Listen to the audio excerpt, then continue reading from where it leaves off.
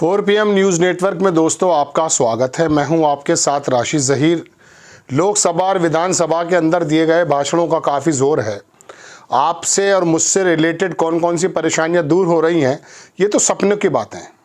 बहरहाल योगी आदित्यनाथ जी ने विधानसभा में कहा कि इसराइल जा रहे हैं लोग और हमारे युवा रोज़गार भारत के उत्तर प्रदेश के और काफ़ी ज़्यादा राजस्व में मदद कर रहे हैं।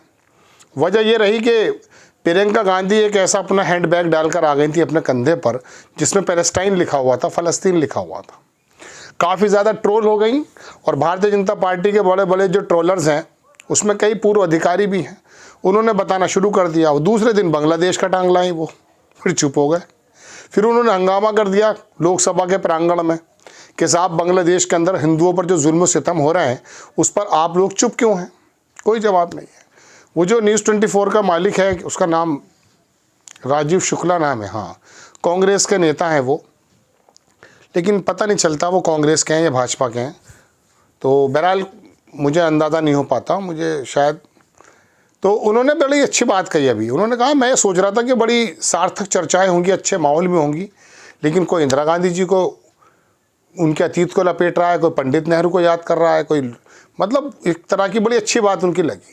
ऐसे ही उत्तर प्रदेश की विधानसभा का सत्र है, वहाँ भी उम्मीद यही की जा रही थी कि साहब कुछ अच्छे शब्द मुंह से निकलेंगे, लेकिन योगी आदित्यनाथ ने बहुत सारी बातें कहीं कहीं वो जज का समर्थन करता नजर आए। लेकिन एक वीडियो में दिखाऊंगा आपको जिसमें उन्होंने कहा कि इसराइल के अंदर हमारे युवा गए और ये लोग फ़लस्तीन के पक्ष में हैं। फ़लस्तीन के पक्ष में तो पूरी दुनिया है साहब। महिलाएं और बच्चों को जो नरसंहार नेतन्याहू वो कर रहा है उसका पक्ष में कोई नहीं आ सकता, इंसान तो कोई नहीं आ सकता। और रही बात भारत की और देशों की, कुछ देश हमास के ख़िलाफ़ हैं, उन्होंने आतंकवादी हमला किया, जो भी कुछ किया था उसके ख़िलाफ़ है, लेकिन जवाब में नेतन्याहू जो वहाँ कर रहा है उसके तो ख़िलाफ़ है। फ़लस्तीन के पक्ष में ही हर एक इंसान खड़ा होगा। लेकिन मैं आपको ये नहीं बताने जा रहा हूँ कि साहब वहाँ क्या हो रहा है, वो मेरे देश की बात नहीं है, मुझे अपने देश की बात करनी है। योगी आदित्यनाथ का पहले छोटा सा डायलॉग देख लीजिए, वो किस प्रकार से उत्तर प्रदेश के युवाओं को बता रहे हैं कि वहाँ जाके नौकरी कर रहे हैं। अरे नौकरी आप दे नहीं पा रहे, अभी बताऊँगा आपको, देखें आप वीडियो। कल कांग्रेस के एक नेत्री संसद में फिलिस्तीन का बैग लेके घूम रही थी और हम यूपी के नौजवानों को इजराइल भेज रहे हैं। वहां पर यूपी के अब तक लगभग 5,600 से अधिक नौजवान इजराइल गए हैं निर्माण कार्य करने के लिए, और हर नौजवान रहने का फ्री, खाने का फ्री और 1.5 लाख रुपए उसको वहां पे अतिरिक्त मिल रहे हैं और पूरी सुरक्षा की गारंटी भी है। अभी इजराइल के राजदूत आए थे, उन्होंने कहा कि हम यूपी के और भी नौजवान ले जाना चाहेंगे क्योंकि यूपी का नौजवान अच्छा काम कर रहा है, बेरोजगार नहीं, उसकी स्किल की ताकत को दुनिया आज मान रही है। आप ये मान के चलिए, वो नौजवान जब 1.5 लाख रुपए भेजता अपने घर तो प्रदेश के ही विकास में वो योगदान देता है। हमें अभिनंदन करना चाहिए उन नौजवानों का। ये वीडियो आपने देख लिया। योगी आदित्यनाथ जी कह रहे हैं कि उत्तर प्रदेश के 5,000 से ज़्यादा, अरे भारत के कई सारे लोग गए वहाँ। वो 1 लाख मांगता है, कभी 10,000 मांगता है, इसराइल पैसा देता है वहाँ, लेकिन वहाँ के लोगों की खबर भी सुनोगे आप या नहीं? वो कह रहे हैं यहाँ भूख से मर जाएंगे, यहाँ भूख से मरने से बेहतर है इसराइल में मर जाएं। तस्वीर का दूसरा रुख भी तो दिखाओगे नहीं। मैंने सुना था कि याददाश्त तेज़ होनी चाहिए। एक साहब कह रहे थे कि झूठा आदमी अगर झूठ बोले तो उसकी याददाश्त का अच्छा होना ज़रूरी है, क्योंकि उसे मालूम नहीं होता मैं पहले क्या क्या बैठा हूँ। ये जो मजदूर हैं इनकी वीडियो मैं आपको दिखाने जा रहा हूँ, अखबारों में भी आई हैं। अरे हद ये है कि अग्निवीर का एक जो है लोग छोड़ करके रशिया चले गए थे यूक्रेन लड़ने, आप कह रहे हैं पैसा ला रहे हैं। अरे भूख से जा रहे हैं वो लोग। आप देखें, ये तो आपने वीडियो देख लिया, दूसरा वीडियो मैं दिखाता हूँ आपको जनाबे वाला। इसको तो बहुत लोगों ने उस ज़माने में छापा भी था, भूख के मरने से अच्छा है इजराइल में कुछ कमा कर मर जाएं। छोटा सा वीडियो देखिए, ये इस छोटा सा पार्ट आपको मिलेगा। सबको पता है कि वहाँ पे बमबारी हो रही है, लेकिन सब अपना प्राण जोखिम में रख करके अपना जा रहे हैं, क्योंकि यहाँ पे भूखमरी सबसे अधिक है। मिल गया आपको पार्ट ये।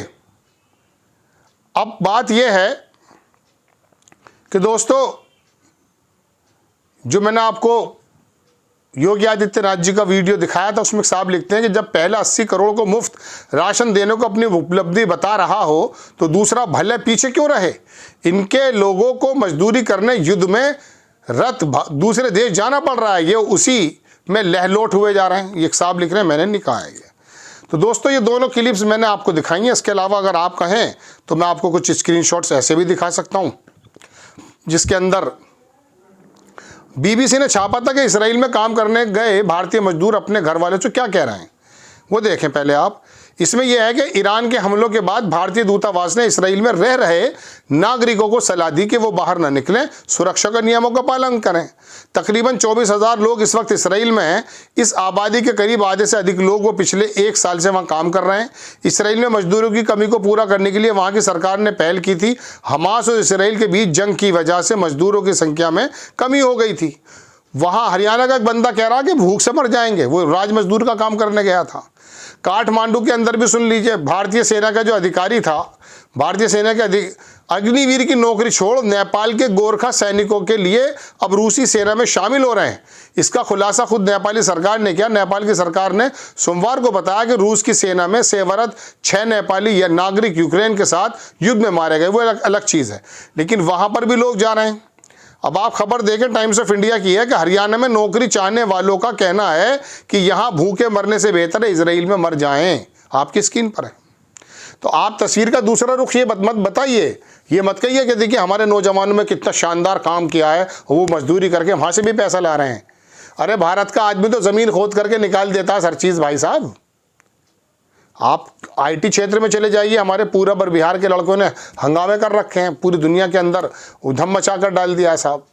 लेकिन बात चल ये रही है कि आप कुछ चीज़ को उपलब्धि मान रहे हैं सिर्फ इसलिए कि इसराइल के पक्ष में खड़े हैं। इसराइल में हथियार देना लेना एक अलग मामला है, लेकिन इसराइल के पक्ष में खड़ा हो जाना या इस बात को जताना कि प्रियंका गांधी ने वो डाल रखा था फ़लस्तीन का, तो फ़लस्तीन के पक्ष में तो सब लोग हैं, पूरी दुनिया है। बल्कि हिंदुस्तान में तो नहीं हो रहा, लेकिन पूरी दुनिया के जितने भी अंग्रेजी मुल्क हैं उन्होंने सबने सड़क पर आकर अपनी सरकारों को घेर लिया है। चूंकि सरकारें किसी वजह से, नेटो की वजह से, यूएन अमेरिका की वजह से नेतन्याहू के साथ है सरकार के, लेकिन लोग नहीं हैं। अमेरिका की यूनिवर्सिटीज़ के अंदर तमाम इंसाफ पसंद लोग सड़कों पर हैं। मैं बात ये बताना ही नहीं चाहता कि है क्या। आप दरअसल प्रियंका गांधी के उस थैले को लेकर के जो कटाक्ष कर रहे हैं, ये तो बता दीजिए तस्वीर का दूसरा रुख क्या है। 81 करोड़ लोगों को राशन की लाइन में लगा के आप कह रहे हैं कि वहाँ जाके हमारे युवा काम कर रहे हैं, तो वो तो मरने के लिए जा रहे हैं वहाँ पर। वो कह रहे हैं या भूख से बेहतर है वहाँ मर जाएं। आपने दूसरा वीडियो देख लिया है। दोस्तों बात यह है कि ये नेता लोग आपको एक रुख दिखाते हैं।